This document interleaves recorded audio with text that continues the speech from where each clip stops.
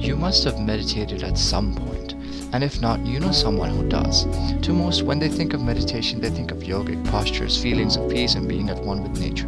In this video, we are going to talk about 4 aspects of meditation and hopefully bring some insight into the topic. Let's start with the benefits. Based on a study done by researchers at UCLA and Harvard, people who meditated had increased concentration of gray matter in the region called hippocampus.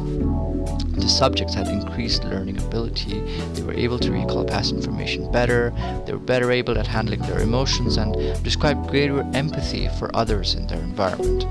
On the other hand, there was a reduced concentration of gray matter in the amygdala, the region associated with fear, anxiety, and stress. Another study showed that mindfulness from meditative practices reduced the likelihood of depression-related symptoms among adolescents. Researchers at MIT had 12 subjects meditate for 45 minutes a day for 8 weeks as a part of their study. After the study, the participants were found to have higher alpha waves in their brain, which made them feel less pain and stress. There are many other studies which have found incredible benefits of meditating, such as increased attention and focus, increased mental flexibility in lateral thinking, and generally performing better under pressure. These are all skills that benefit anyone doing almost anything, whether it is managing a business, writing a book, or organizing a volunteer drive in the community. Meditation helps students learn better, professionals to understand their work better, and allows for everyone to have a moment of sometimes very necessary self-reflection. Let's talk about some misconceptions. There are many misconceptions surrounding meditation, the greatest of which is perhaps that it is a religious practice. Yes, the methods of meditating are influenced by culture and religion, but the core principle is the same.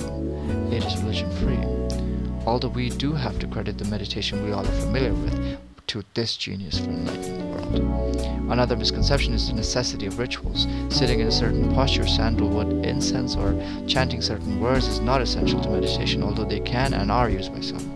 Equating deep meditative practices with escapism from the troubles of life is another common misconception.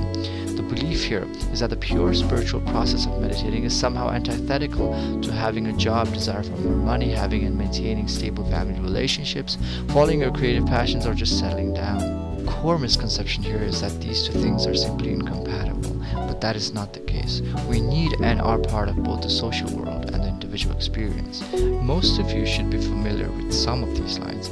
You must have that one friend or family member who says at least one of these things. Almost always the reason is never what they say it is. It is usually resistance to change their habitual thought patterns, which have found safety in the cocoons of their comfort zones. Okay, you've stopped listening to your excuses and are now ready to meditate. What do you do now?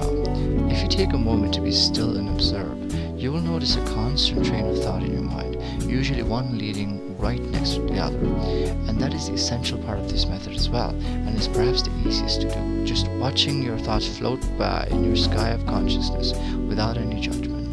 The second method is the same in principle, but applied to breathing. Simply be aware of inhaling and exhaling, and the 2 points in between where you are doing neither. The third method is a bit difficult to understand conceptually, and I recommend this method only after you have been doing the methods mentioned earlier for quite a while. It is simply doing whatever you do with total awareness of the present moment with no other thought in mind. It doesn't matter if it is eating, singing, or just catching Pokemon. Please do not drive and do this. Do simple physical things like walking. Then tackle your inner activities like critical thinking and feelings.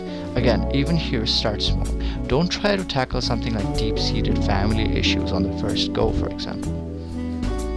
There are many other insightful methods and teachings you should learn about once you are an adept meditator, and if you are really interested in it. This is also where the cultural, traditional, and chronological impact is seen on the methods, as I mentioned earlier. I like to think of the variety of methods as flowers emanating their own unique fragrances in the garden of meditation, but all of them share the same core principle of being a flower, of being aware.